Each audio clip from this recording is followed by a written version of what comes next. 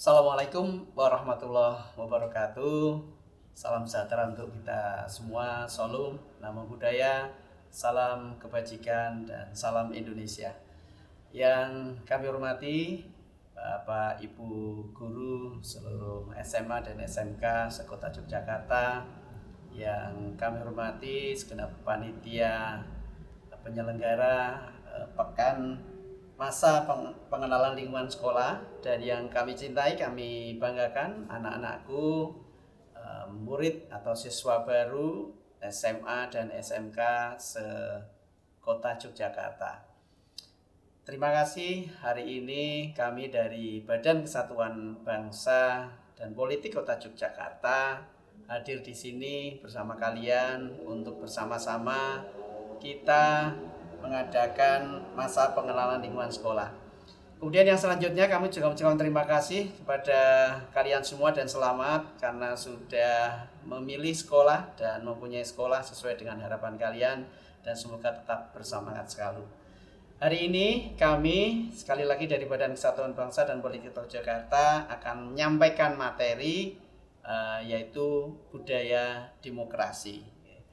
Anak-anakku sekalian yang kami cintai, kami banggakan, kita akan mengenal dulu nih tentang demokrasi. Tentu kalian sudah mendengar demokrasi itu seperti apa dan bagaimana. Nah, ini kita coba kita mulai pengertian demokrasi ini. Hakikat demokrasi itu berasal dari kata demokrasi yang secara harfiahnya berasal dari bahasa Yunani, yakni demos dan kratia. Di sana demos itu berarti masyarakat, dan kratia itu adalah aturan atau kekuasaan. Sehingga demokrasi itu berarti kekuasaan di tangan rakyat. Secara praktek, demokrasi merujuk pada konsep kehidupan negara yang warga negaranya turut berpartisipasi dalam pemerintahan melalui wakilnya yang dipilih. Pemerintah mendorong, menjamin kemerdekaan berbicara, beragama, berpendapat, berserikat, penegakan hukum atau rule of law, adanya pemerintahan yang menghormati mayoritasnya menghormati hak minoritas, dan masyarakat yang warga negaranya saling memberikan perlakuan yang sama. Nah, ada 10 pilar demokrasi konstitusional menurut UUD 45, yakni 1. Demokrasi yang berketuhanan Maha Esa. 2. Demokrasi dengan kecerdasan, demokrasi yang berkedaulatan rakyat, demokrasi dengan rule of law, demokrasi dengan pembagian kekuasaan negara, demokrasi dengan hak asasi manusia, demokrasi dengan pengadilan yang merdeka, demokrasi dengan otonomi daerah, demokrasi dengan kemakmuran, dan demokrasi yang berkeadilan sosial. Itu menurut Pak Sanusi di dalam bukunya. Anak-anakku sekalian, kemudian kita menuju ke demokrasi sebagai sikap hidup. Nah, ini kita coba nih. Demokrasi perlu dipahami sebagai sikap hidup dalam kehidupan berbangsa dan negara. Demokrasi tidak cukup berjalan di tingkat kenegaraan, tetapi harus tercermin dalam sikap demokratis yang tumbuh dalam diri warga negara dan penyelenggara negara dalam kehidupan berbangsa dan bernegara. Untuk itu, demokrasi memerlukan perangkat pendukungnya, yakni budaya demokrasi yang kondusif, yang termanifestasikan dalam kerangka pikir atau mindset dalam kehidupan sehari-hari anak bangsa. Demokrasi bukan kata benda, tetapi demokrasi adalah kata kerja. Demokrasi bukan sekedar kampanye atau pemilu. Demokrasi adalah pembudayaan peradaban dalam kehidupannya. Lalu setelah kita mengenal demokrasi dalam sikap perilaku, coba nanti kita sampaikan nilai-nilai demokrasi. Ada beberapa nilai-nilai yang harus kalian ketahui dan kita semuanya. Yang pertama, penyelesaian pertikaian secara damai dan sukarela, menjamin perubahan secara damai dalam masyarakat dinamis, pergantian penguasa atau pergantian pemerintahan secara teratur dan konstitusional, menggunakan paksaan sedikit mungkin. Jadi ada memang paksaan, tapi diusahakan sedikit mungkin. Pengakuan dan penghormatan terhadap keanekaragaman, penegakan keadilan, memajukan ilmu pengetahuan, dan pengakuan penghormatan atas kebebasan. Nah, kemudian setelah tahu nilai, coba kita pribadi yang demokratis itu seperti apa. Nah, contoh ini ya, salah satu atau beberapa yang kita sampaikan, yaitu penerimaan terhadap orang lain sangat baik sebab cenderung terbuka terhadap perbedaan. Kemudian toleran, menghargai segala keberagaman yang ada, perbedaan yang ada, membuka diri pada ide baru atau pengalaman baru, bersikap egaliter terhadap sesama, jadi sama gitu ya. Bertanggung jawab, mampu mengendalikan emosi dengan baik, mengutamakan jalan damai dalam menyelesaikan konflik, mampu mengkompromikan kepentingan dengan kepentingan orang lain, menempatkan segala hal sesuai dengan porsinya. Nah, sekarang anak-anakku coba setelah tadi melihat teorinya, nilainya, kita menuju pendidikan demokrasi dalam keluarga. Dalam keluarga juga harus tumbuh nuansa demokrasi yang bisa disebut dengan demokrasi emosi ya. Nah, demokrasi yang didasari cinta kasih. Jadi emosinya itu cinta kasih, kepercayaan, dialog, dan komunikasi. Nilai-nilai inilah yang menjadi landasan etis ketahanan keluarga saat ini. Demokrasi ini bersifat orisinal, asli gitu ya, nyata dalam relasi interpersonal, hubungan yang relasi yang baik. Jadi suatu hubungan yang face to face, muka ke muka, karena dalam satu keluarga, dari hati ke hati, heart to heart, karena memang dalam satu lingkungan keluarga secara fisik dan emosional. Nah, tantangannya seperti apa sekarang demokrasi di keluarga itu? Sekarang ini kan terjadi juga degradasi hubungan demokratis di dalam keluarga-keluarga yang diduga erat kaitannya dengan sikap tidak bijaksana dasar menjaga etika dasar demokrasi keluarga. Salah satunya diakibatkan karena lepas kendali teknologi digital yang bukannya menjanjikan ikatan lebih akrab, malah sebaliknya mendistorsi komunikasi dan relasi dalam keluarga. Nah, itu akibat teknologi sekarang yang tidak digunakan secara bijak, yang dekat menjadi jauh, ya, semacam itu di keluarga. Nah, bagaimana manajemen demokrasi dalam keluarga tampak salah satunya misalnya dalam ngomong-ngomong keluarga, diskusi keluarga, bisa sesuatu yang akan dilakukan dimusyawarahkan dulu bersama ayah, bersama ibu, bersama kakak, adik, dan seluruh anggota keluarga yang ada di sana. Termasuk kesepakatan, peraturan, kemudian komitmen anak, bapak, dan sebagainya harus relasi di sana. Oleh karena itu, ngomong-ngomong, kemudian diskusi dalam keluarga ini harusnya secara periodik, bisa dilakukan di saat makan malam, makan siang, atau makan di luar. Ya. Tapi sayangnya lagi-lagi ketika makan sama saja semuanya mengeluarkan HP-nya sehingga tidak terjadi diskusi, tapi hanya berperasaan tadi. Nah, ini tadi salah satu yang menjadi kendala tadi. Nah, perlu dialog itu juga punya sifat kesetaraan, tidak dominan. Kalian juga tidak bisa memaksakan, orang tua memberikan arahan, jadi relasinya setara. Oke.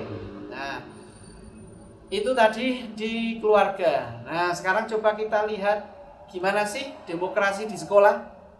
Nah, ini perlu coba kalau di kelas, pendidikan demokrasi ini dapat dilakukan dalam proses pembelajaran di kelas. Situasi pembelajaran harus memungkinkan siswa dapat belajar secara kelompok, bisa mengajarkan teman sendiri, membuat presentasi, diskusi. Nah, ini yang diperlukan di dalam kelas. Bapak Ibu guru pun bisa atau harus mendorong berperilaku demokrasi ini melalui pelibatan siswa secara aktif dalam pertanyaan, dalam mengajukan pendapat, dan sebagainya. Jika siswa merasa takut atau tidak bertanya atau berpendapat, ya Bapak Ibu guru harus motivasi itu. Berarti harus ditumbuh kembangkan agar anak itu bisa terrealisasi sama atau bebas dalam mengungkapkan pendapatnya. Nah, pembiasaan sikap musyawarah dalam menentukan kepentingan bersama warga kelas misalnya, pengurus kelas, jadwal piket atau komitmen tadi ya, itu juga bisa ditumbuhkan di sekolah melalui di kelas itu. Dalam ekstrakurikuler juga bisa dilakukan. Pendidikan demokrasi di sekolah dapat dilaksanakan melalui ekstrakurikuler di kelas. Misalnya olahraga, teater, tari, dan sebagainya. Itu bisa juga ditumbuhkan di sana. Misalnya dengan cara memilih kelompoknya, berembuk untuk kostumnya dan gerakannya dan sebagainya, itu bisa saja dilakukan. Dan itu seringkali mengharuskan untuk memilih pemimpin, pasti, atau membuat keputusan dalam ekstrakurikuler itu, sehingga sifat-sifat demokrasi yang nilai-nilai tadi harus diterapkan di dalam ekstrakurikuler itu. Nah, kemudian juga bisa dilakukan di intrasekolah, misalnya di OSIS. Budaya demokrasi yang dilaksanakan oleh OSIS dapat dilihat dalam pelaksanaan nilai demokrasi. Meliputi satu, tadi ya, toleransi, harus sama, sejajar. Di dalam anggota OSIS pastinya dari berbagai macam agama, suku, atau latar belakang, itu harus ada toleransi. Kemudian kebebasan berpendapat juga harus terjadi dalam OSIS. Ini OSIS kan menjadi organisasi satu-satunya intra di sekolah gitu. Kemudian juga keterbukaan dalam komunikasi, ini sangat perlu dilakukan, dan juga menghargai persamaan derajat dalam sikap dan perilaku. Kemudian kebersamaan dalam OSIS diwujudkan dengan menyelesaikan tugas-tugas dan kegiatan OSIS secara bersama-sama. Dan semakin bertambahnya usia seorang individu, maka interaksinya dengan dunia luar semakin besar. Ketika memasuki usia produktif di mana seseorang sudah menyelesaikan pendidikannya, maka perannya berubah dari masyarakat sekolah menjadi masyarakat tempat tinggal. Baik itu tempat tinggal dalam arti rumah tinggal maupun lingkungan tempat bekerja. Nah, ini anak-anakku tadi setelah kegiatan demokrasi di kelas, ulangi di keluarga, di kelas. Nah, sekarang kalian adalah bagian dari masyarakat yang harus juga bisa mendorong, menerapkan demokrasi di masyarakat. Nah, lalu apa saja contoh-contoh implementasi demokrasi di masyarakat? Banyak sekali, mungkin kalian sudah melakukan ini ya. Ikut serta bersama menjaga keamanan perdamaian masyarakat, ikut serta dalam pemilihan pengurus organisasi masyarakat. Nah, kalian nanti udah 17 tahun, nah, boleh saja nanti. Atau di remaja masjid, di lingkungan, atau di organisasi yang lain, itu bisa ikut ke sana. Kemudian juga mengatasi masalah yang ada dengan jalan musyawarah dan pikiran jernih. Ini juga perlu kan dilakukan di masyarakat. Mengikuti kegiatan yang diadakan Pak RT, Pak RW, kelurahan, misalnya contoh kecil kerja bakti, atau apapun untuk kepentingan kampung. Kemudian ikut memberikan usul dan saran bagi kemajuan masyarakat di sekitarnya. Saling tenggang rasa antara warga yang beragam, menghargai pendapat orang lain, melaksanakan hak dan kewajiban sebagai warga masyarakat. Misalnya membayar iuran warga. Kalian kalau nanti udah remaja kan ada ikatan remaja kampung apa? Nah, silakan. Itu nanti bisa hadir di sana, kemudian memberikan sendi-sendi demokrasi yang ada tadi. Kemudian nanti kalau udah dewasa atau ya SMA pun boleh, silahkan bisa ikut gabung di pengurus RT RW. Keren ini ya, anak SMA mau ikut gabung di RT RW itu luar biasa. Nanti bisa menjadi prototipe anak-anak remaja di lingkungan yang luar biasa. Nah, itu anak-anakku jadi sudah lengkap tadi ya berkaitan dengan nilai-nilai hakikat demokrasi, kemudian demokrasi di keluarga, di sekolah, di masyarakat. Nah, perwujudan demokrasi, hak dan kewajiban ini ada sebuah endingnya. Endingnya itu adalah pemilu. Nah, anak-anakku sekalian, pemilu kali ini nanti di 2024, pastikan kalian pasti nanti sudah akan memilih.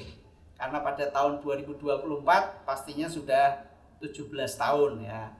Nah, pemilu besok itu akan dilakukan di bulan Februari, 14 Februari 2024. Dilanjutkan dengan pemilu kada di 2024 juga.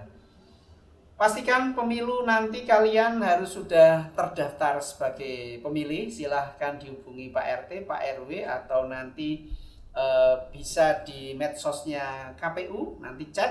Kalau belum terdaftar segera mendaftar. Nah, pemilu besok di 2024 itu dilakukan serentak untuk memilih presiden dan wakilnya, DPD, DPR RI, DPD DIY, DPRD DIY, DPRD kota, dan nanti pemilihan wali kota, wakil wali kota. Nah, untuk tahapannya ini pada saat ini adalah pendaftaran partai politik.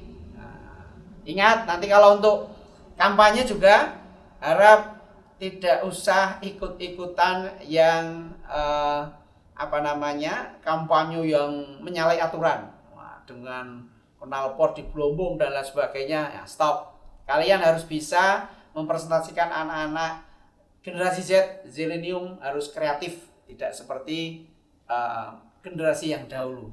Kreatifkan dalam berpolitik, dalam berdemokrasi, dan semoga nanti kehidupan demokrasi di kita dapat berjalan dengan baik. Nah, demikian anak-anakku semuanya, seluruh siswa baru di SMA dan SMK sekota Yogyakarta, mudah-mudahan materi ini dapat membangkitkan semangat kalian untuk melaksanakan hak dan kewajiban, dan saya doakan semoga dapat lancar terus dalam berstudi dan berkarir nanti, dan semoga kehidupan demokrasi kita dapat dijalankan dengan baik.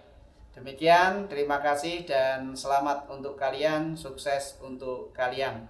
Terima kasih, mohon maaf bila ada yang kurang berkenan. Akhirul kalam, wassalamualaikum warahmatullahi wabarakatuh. Salam damai dan sejahtera untuk kita semua dan salam Indonesia.